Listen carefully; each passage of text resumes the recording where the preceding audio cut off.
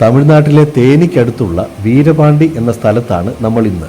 മുല്ലൈ നദിയിലെ മനോഹരമായ ഒരു ചെക്ക് ഡാം കാണാൻ വന്നിരിക്കുകയാണ്. തേനിയിൽ നിന്ന് 8ഉം കമ്പത്തു നിന്ന് 33 കിലോമീറ്ററുമാണ് ദൂരം. മുല്ലൈ നദിയിലൂടെ ഒഴുകി വരുന്ന ജലം ഈ ചെക്ക് ഡാമിൽ തടഞ്ഞു നിർത്തി കാർഷിക മേഖലയിലേക്ക് തിരിച്ചുവിടുന്നു. ഇതാണ് ഉള്ളിലേക്ക് കയറുന്ന വഴി. 2 വീലറുകൾ മാത്രം അകത്തേക്ക് കൊണ്ടുപോകാം. ചെക്ക് ഡാം കാണാനെത്തുന്നവരും ക്ഷേത്രത്തിൽ വഴിപാട് കഴിക്കാൻ എത്തുന്നവരുമൊക്കെയായി എല്ലാ സമയങ്ങളിലും ഇവിടെ സന്ദർശകർ ഉണ്ടാകും. മുല്ലപ്പെരിയാർ അണക്കെട്ടിൽ 136 അടി വെള്ളം തികഞ്ഞതുകൊണ്ട് പരമാവധി വെള്ളം തമിഴ്നാട് മുല്ലൈ നദിയിലേക്ക് തുറന്നു വിട്ടിരിക്കുന്ന സമയമാണിത്.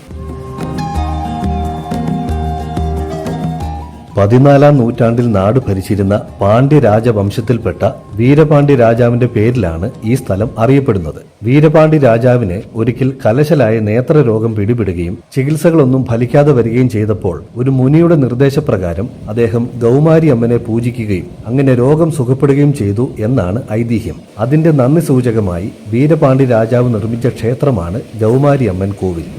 100 മീറ്ററോളം നീളമുണ്ട് ചെക്ക് ഡാമിന്. 3-4 സ്റ്റെപ്പുകളായിട്ടാണ് ഡാം പണിതിരിക്കുന്നത് എന്നതിനാൽ ഒരേ സമയം ധാരാളം ആൾക്കാർക്ക് കുളിക്കുവാനിവിടെ സൗകര്യമുണ്ട്. ചെക്ക് ഡാമിന്റെ അങ്ങേയറ്റത്ത് മരക്കൂട്ടങ്ങൾക്കിടയിലായി ചെറിയൊരു ക്ഷേത്രമുണ്ട്.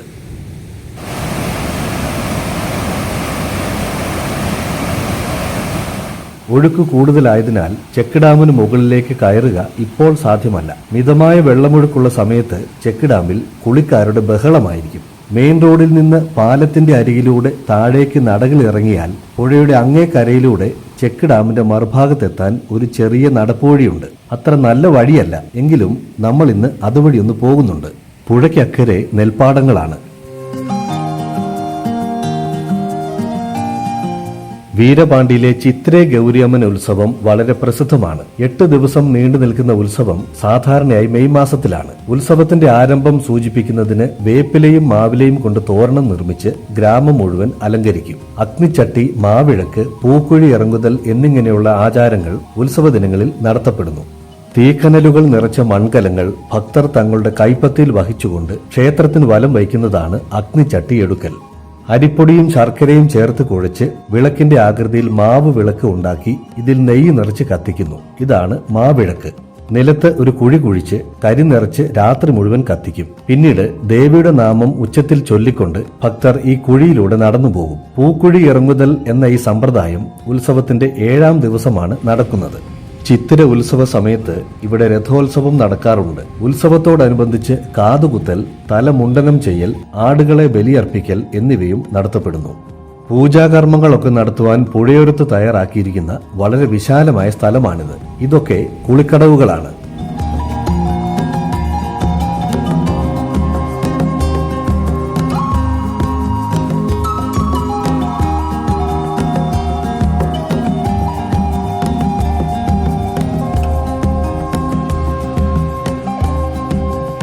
ഇതാണ് ആ കണ്ട പാലം. ഇനി നമുക്ക് ആ മരക്കൂട്ടങ്ങൾക്കിടയിലെ ക്ഷേത്ര പരിസരത്തൊന്ന് പോയി വരാം. ചെക്ക് ഡാമിന്റെ മറുഭാഗത്തു നിന്നുള്ള ദൃശ്യം ലഭിക്കും. ട്രാക്ടർ ഉഴുതിട്ട് പോയതുകൊണ്ട് നടക്കാൻ വഴിയില്ല. വീഴാതെ അങ്ങ് എത്തിയാൽ ഭാഗ്യം.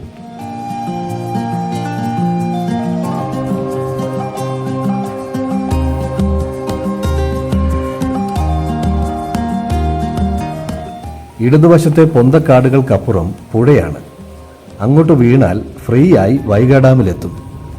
എന്തായാലും നമുക്ക് വളരെ സൂക്ഷിച്ചു പോകാം. ഞാറു നട്ടുകഴിഞ്ഞാൽ നല്ല ഭംഗിയാണ് ഈ കാഴ്ച.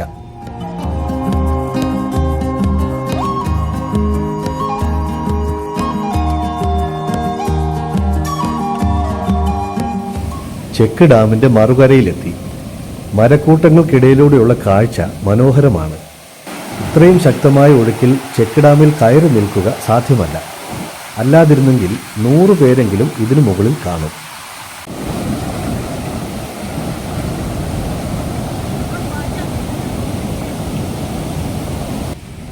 ഇതാണ് ചെറിയ ക്ഷേത്രം.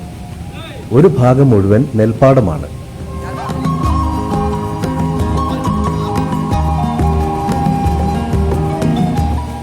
ഇവിടെ പുഴയുടെ മണൽത്തിട്ടയിലേക്ക് ഇറങ്ങാം. നമ്മൾ മുൻപ് നിന്നിരുന്ന പാലമാണ്. പാലത്തിൽ നിന്ന് നോക്കുമ്പോഴാണ് ഏറ്റവും വിശാലമായ കാഴ്ച ലഭിക്കുന്നത്. നമ്മളിപ്പോൾ പോയി വന്ന മരക്കൂട്ടമാണത്. എല്ലാ വർഷവും മെയ് മാസത്തിൽ നടക്കുന്ന ചിത്തിരൈ തിരുവിഴായിൽ ലക്ഷക്കണക്കിന് ഭക്തന്മാർ എത്തുന്നു എന്നാണ് കണക്കാക്കപ്പെടുന്നത്. രഥോത്സവവും കാവടിയും ഒക്കെയായി വർണ്ണശബളമായ ഘോഷയാത്രയാണ്.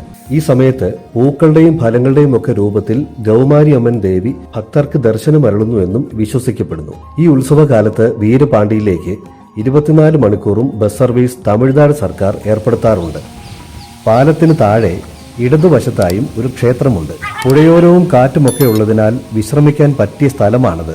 നമ്മൾ അങ്ങനെ വീരപാണ്ഡ്യ രാജാവിന്റെ ഓർമ്മകളുമായി മടങ്ങുകയാണ്.